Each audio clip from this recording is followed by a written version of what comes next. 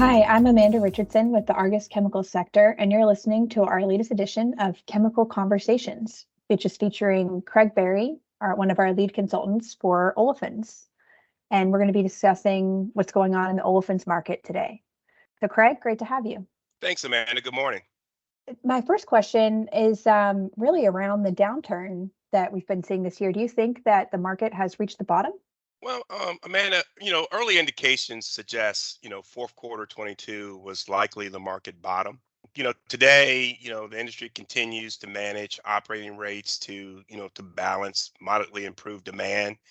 And, as I look across the different regions, operating rates in both Asia and Europe have stabilized since the beginning of the year.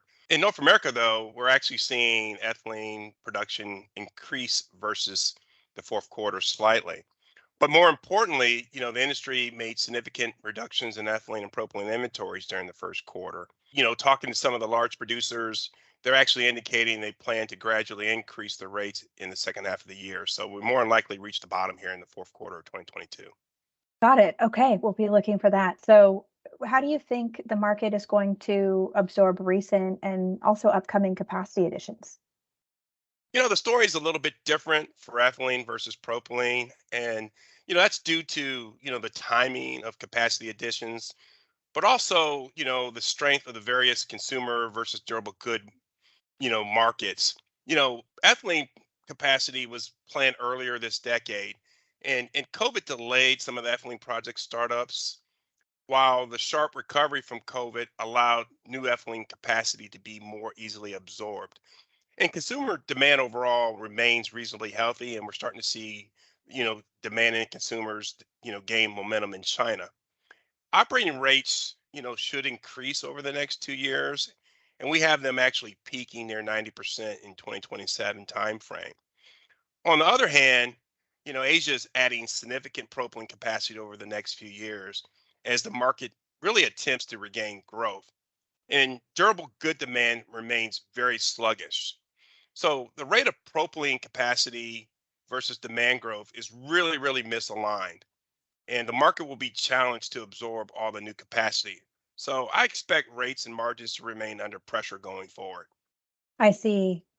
What about the impact of decarbonization and circularity initiatives on the market?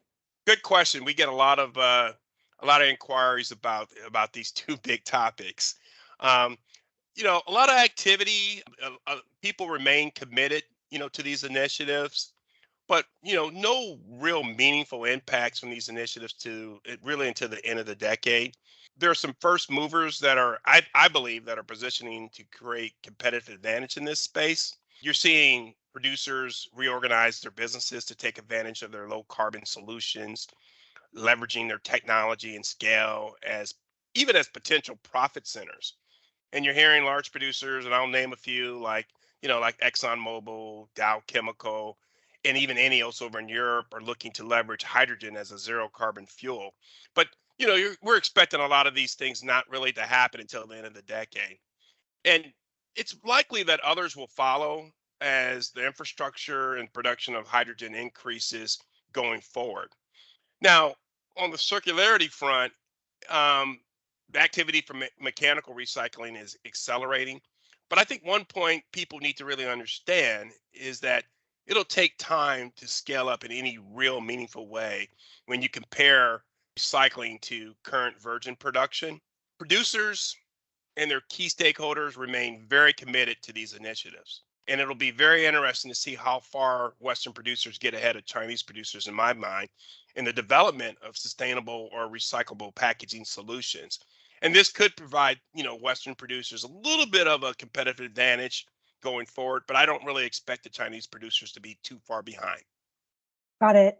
Thanks so much for sharing all that with us today, giving us a glimpse into the olefins market. So if you want to find out more information about Argus's olefins outlook and our ethylene and propylene analytics services, you can visit us at www.argusmedia.com/chemicals. For Argus Media, I'm Amanda Richardson. Join us again next time for more insights in our Chemical Conversations podcast.